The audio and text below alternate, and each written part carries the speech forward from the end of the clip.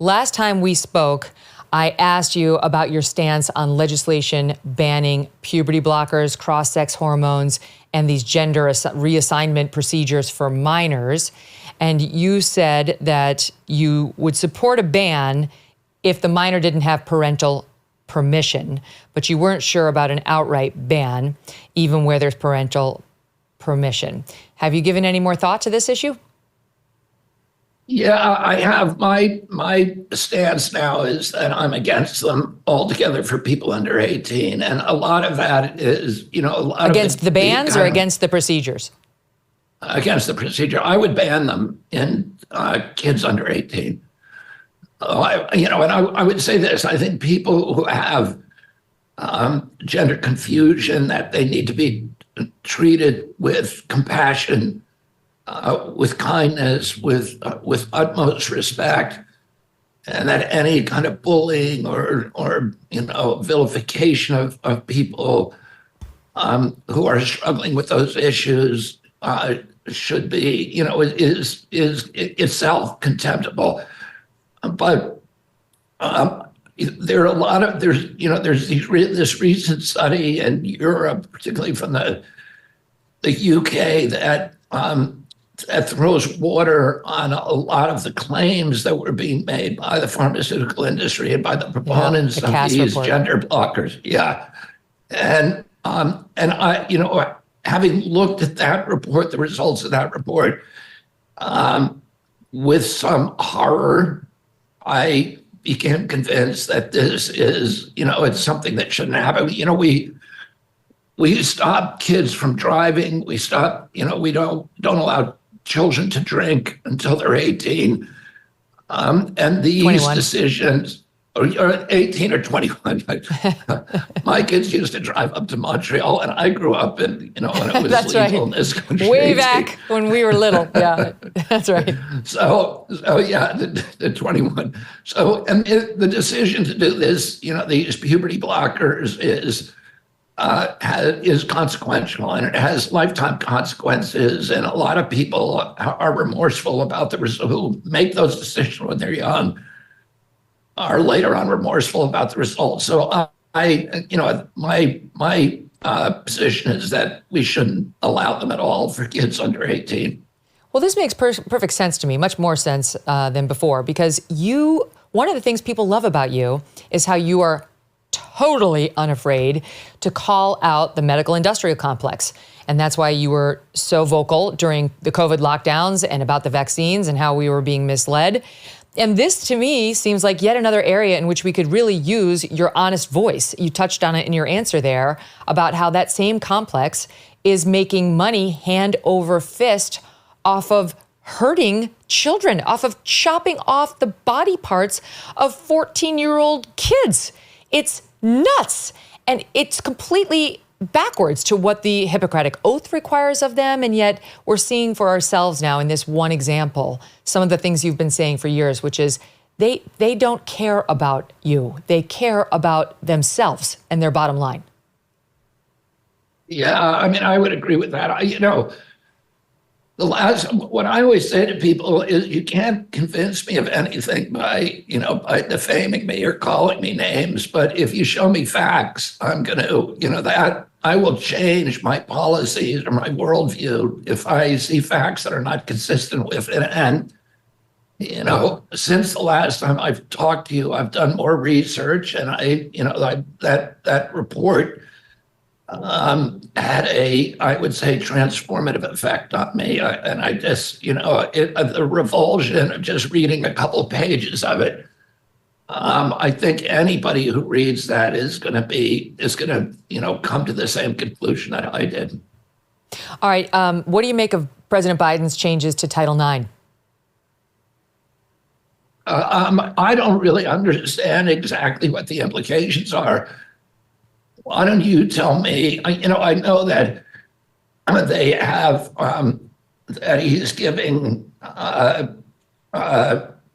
more. He's opening it up to people who are transgender. My position on that has been very, very clear. And my uncle wrote Title IX, Senator Ted Kennedy.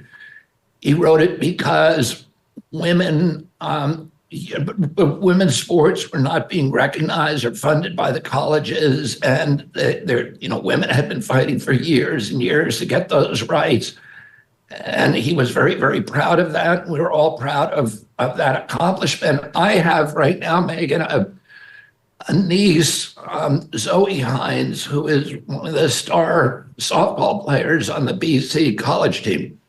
She's on a full scholarship. When she was growing up, Cheryl and I would invite her and her twin brother, who's also an athlete, to come skiing every year and to come visit us at the Cape in the summer. And she really wanted to do it, but she would never do it because she was devoting her life to trying to get these scholarships so she could go to college. It would be really ironic and tragic, in my view, if she could lose her place on that team to a boy who walks off of a boys' softball field and just says, well, I'm a girl now, and knocks her out of competitive play. So I don't think that's a good result. To the extent that President Biden's changes to Title IX would allow a result like that, I would oppose it. But I don't really know exactly what those changes are. I'd love to hear from you if you have better knowledge than I. Well, I mean, this is a big issue for me, and I think a lot of my audience.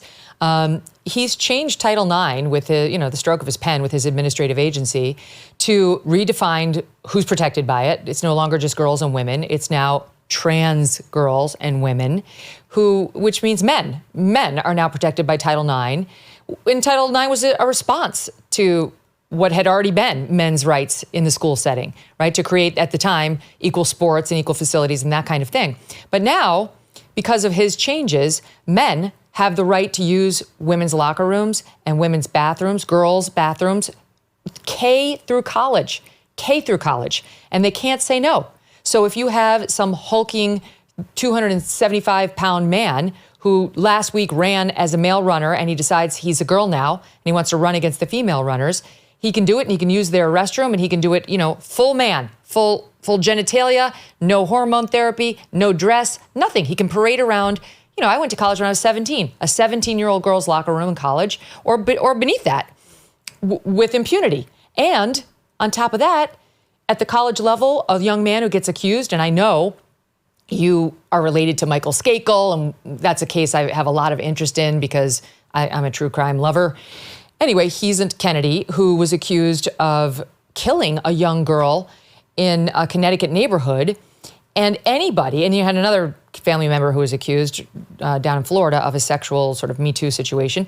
In any event, my point in raising this is not to bring up the family tragedies, but these young men on college campuses, thanks to his changes, are no longer going to be afforded due process. Now they no longer have the right to counsel, the right to cross-examine. They now have the hearings held, their trials, their kangaroo courts, by the same person who investigated them. So the prosecutor winds up being their judge. They have no right to demand evidence. So if this girl's been texting her roommates, I was totally into it, it was consensual, these guys will never know that, all because of President Biden's stroke of the pen. Just in defense of my cousin Michael Skakel, I did do a book on that. Yeah, I read it. On that, and I was able to track down the people who actually were responsible for the murder, which was not my cousin, and he was then released from prison because of that investigation. So I just want to say a word. Questions linger. Questions linger. To be fair, go ahead. Yeah.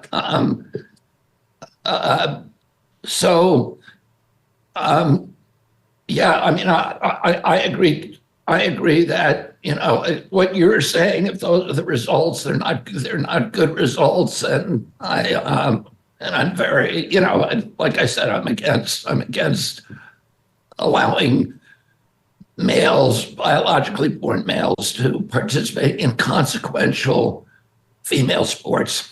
Right, but this goes beyond that. We're talking about locker rooms and bathrooms now in the school setting. Yeah, that probably doesn't make any sense either.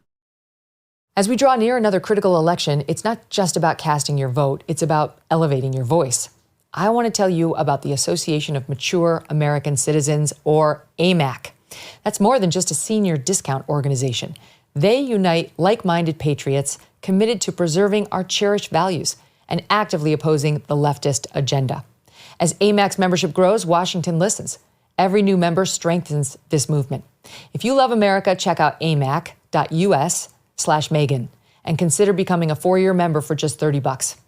AMAC membership gives you access to the AMAC magazine, free Social Security and Medicare guidance, money-saving discounts, trusted news, sweepstakes, and more. Take advantage of their election year sale, 4 years for just $30. By joining the over 2 million members, get your voice heard. Join now at amac.us/Megyn. That's amac.us/MEGYN. Hey, thanks so much for watching. If you like what you just saw, hit the subscribe button for more clips and full episodes.